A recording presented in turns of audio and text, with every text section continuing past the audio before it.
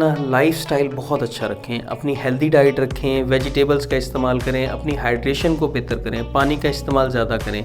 और एक्सरसाइज लाज़मी करें। एक्सरसाइज के अंदर आपके बॉडी के अंदर एस्ट्रोजन की कमी होगी और टेस्टोस्टेरोन बूस्ट होगा, जिसके नतीजे में आपके अंदर जो स्पर्म की प्रोडक्शन है, टेस्टोस्टेरोन की प्रोडक्शन है और इसके अलावा जो आपकी सीमेन की प्रोडक्शन है, ये सब चीज़ें इंक्रीज़ होंगी और आपको बूस्ट मिलेगा। इसके अलावा दूसरे नंबर पर आप कीगल एक्सरसाइज करने से आपके जो ज़ेरे नाफ पट्टे हैं, ख़ास तौर पर बल्बोस्पॉन्जियोसिस, इन मसल्स के अंदर स्ट्रेंथ आएगी, ताकत आएगी, तो आपकी फोर्स ऑफ इजैकुलेशन वो भी इम्प्रूव होगी और आपका कंट्रोल और इवन प्रीमेच्योर इजैकुलेशन या इरेक्टाइल डिस्फंक्शन भी इम्प्रूव होगा। इसके अलावा अपने जो फ्रीक्वेंसी है इंटरकोर्स की, उसको थोड़ा मुतदिल रखें, क्योंकि अगर आप रेगुलर इंटरकोर्स करेंगे तो उसकी वजह से आपकी सीमन की क्वांटिटी जो है वो कम होगी और ये एक नॉर्मल बात। अगर आप स्मोकिंग करते हैं, तंबाकू किसी भी फॉर्म में इस्तेमाल करते हैं, तो इसको छोड़ दें।